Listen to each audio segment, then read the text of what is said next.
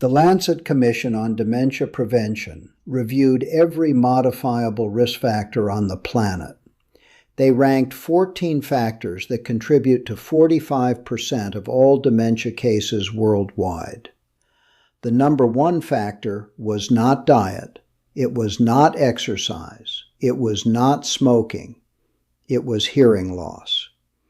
Untreated hearing loss after 60 increases the risk of dementia by 48%.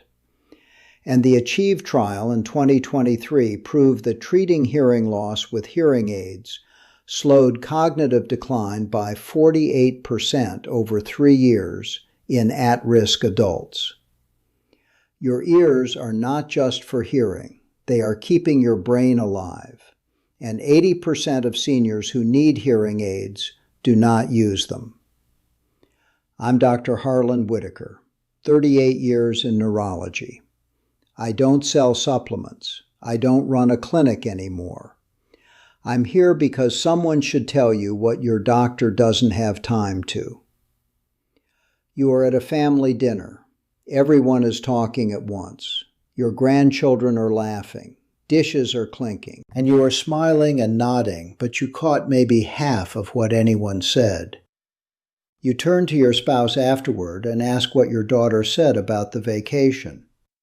They look at you and say she was talking about a job change, not a vacation.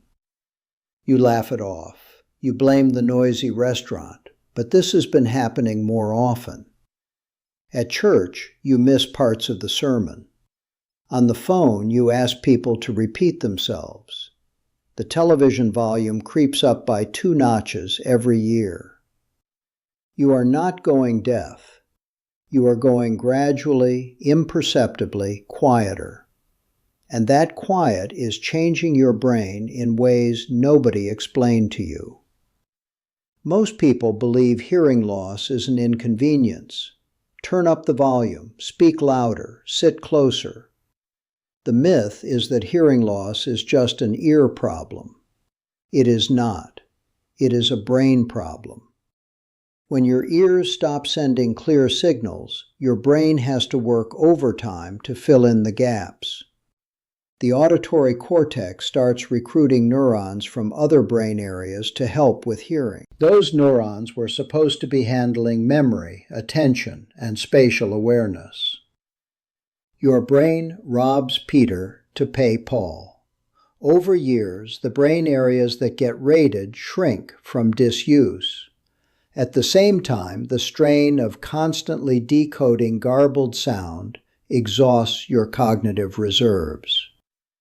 And the social withdrawal that comes from not hearing well eliminates the single best brain exercise that exists: conversation.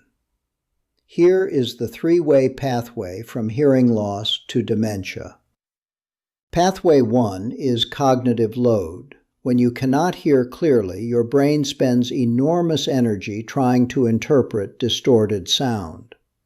Think of it like reading a book where every third word is smudged. You can still get the meaning, but it takes 10 times the effort. That effort drains the cognitive reserves your brain needs for memory, decision-making, and problem-solving. After years of this, your brain has no reserves left when real cognitive challenges arrive. Pathway 2 is brain atrophy. Brain imaging studies show that adults with untreated hearing loss have faster shrinkage in the temporal lobe, the region responsible for processing sound, language, and memory.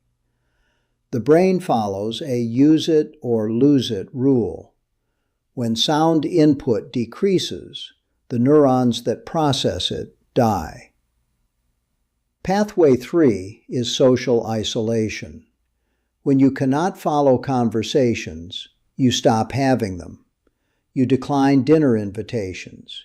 You stop calling friends. You sit quietly at family gatherings instead of participating. Social isolation is one of the strongest independent risk factors for dementia. It removes the one activity that exercises the most brain networks simultaneously. Before we go further, I need you to hear this. If you have any of the following, stop and call your doctor before changing anything I described today.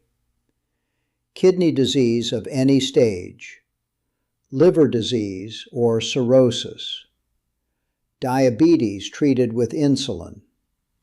You take blood thinners like Eliquis or warfarin. You take a diuretic. You take a proton pump inhibitor like omeprazole. You have uncontrolled high blood pressure. This video is education. It is not personal medical advice. Nothing replaces a doctor who knows your chart. Now, with that said, here is what the research shows. I want to tell you about Walter. Walter was 76 years old, retired machinist from Cleveland, Ohio. Walter started losing his hearing in his mid-60s. He noticed it at work first. The machines were loud, and afterward, everything sounded muffled. His wife told him to get hearing aids. Walter said he could hear fine. He just needed people to stop mumbling. By 72, Walter had stopped going to his weekly card game. He said the guys talked too fast. By 74, he stopped answering the phone. He let everything go to voicemail. His wife answered for him. At 76, Walter's daughter noticed something else. Her father was repeating the same stories. He forgot that his grandson had started college. He got confused about which day of the week it was. His wife thought it was Alzheimer.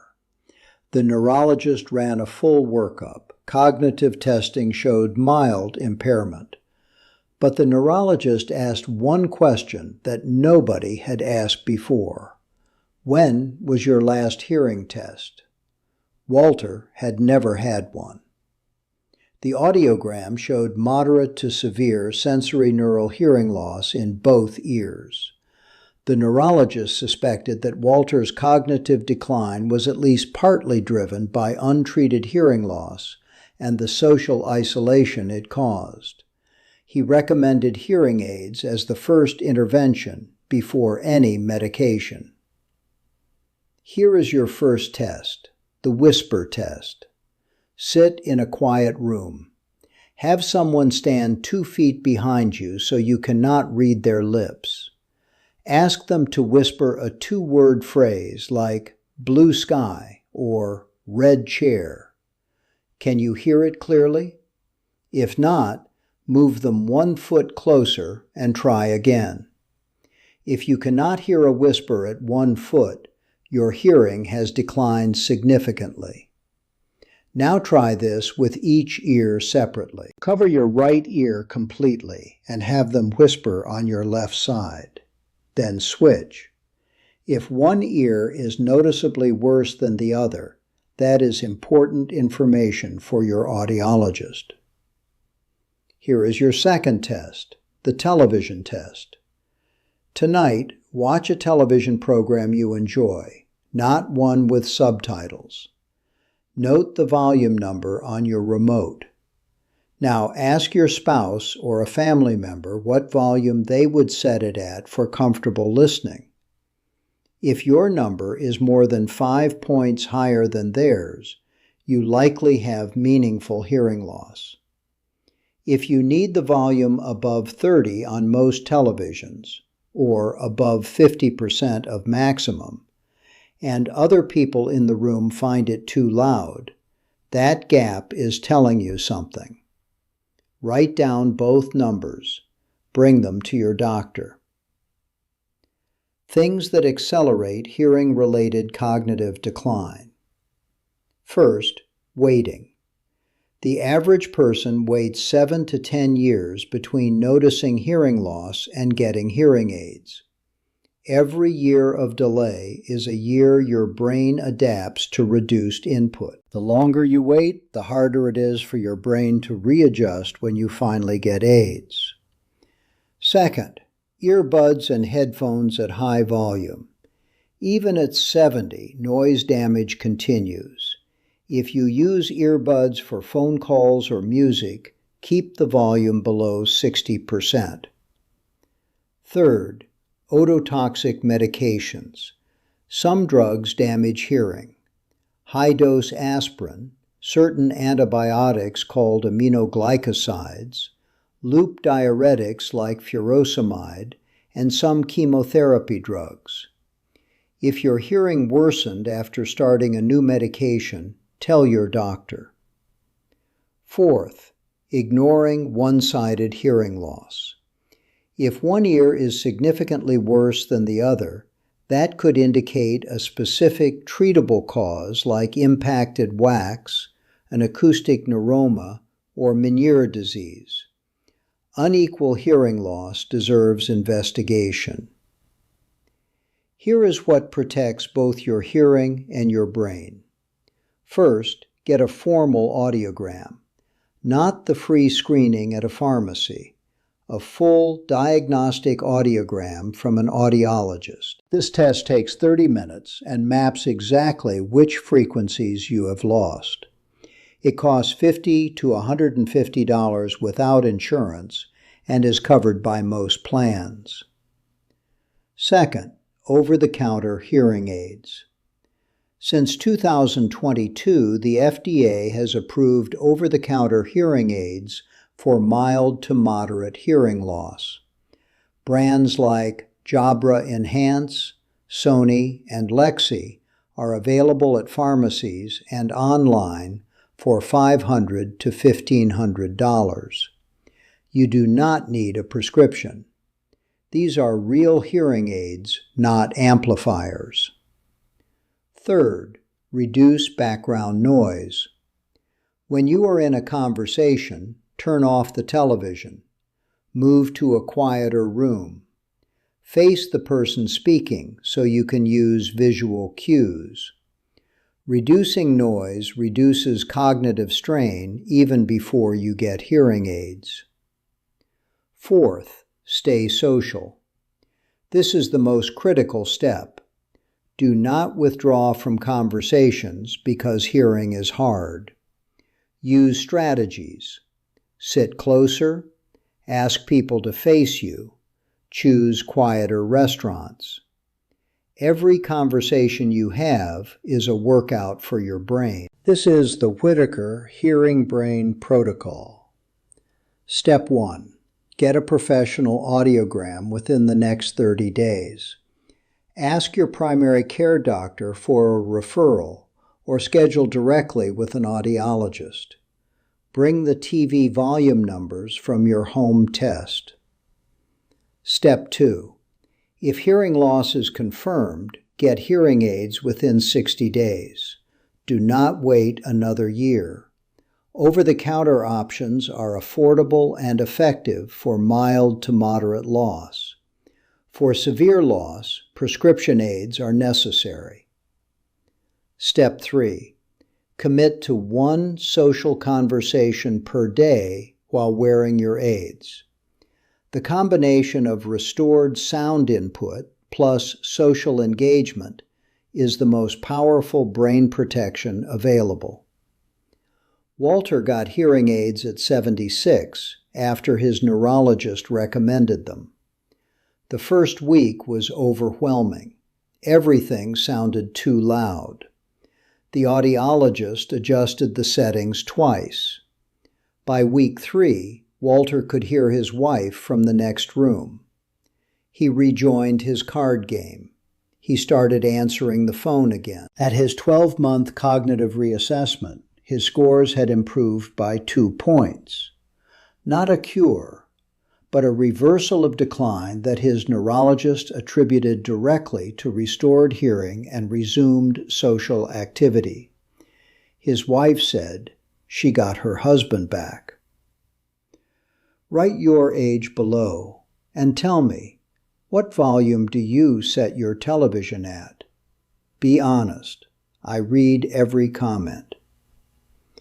Here are your 5 takeaways. 1.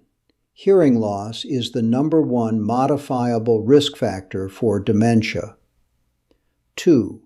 Untreated hearing loss increases dementia risk by 48%. 3. Hearing aids slowed cognitive decline by 48% in the ACHIEVE trial. 4. Get a professional audiogram, not a pharmacy screening. 5. Over-the-counter hearing aids are available for $500 to $1,500 without a prescription. Not every forgotten word is Alzheimer. Sometimes it is a word you never heard clearly in the first place. I don't sell supplements. I don't run a memory clinic. I profit from you not needing me. Protect what you have. I'll see you in the next one.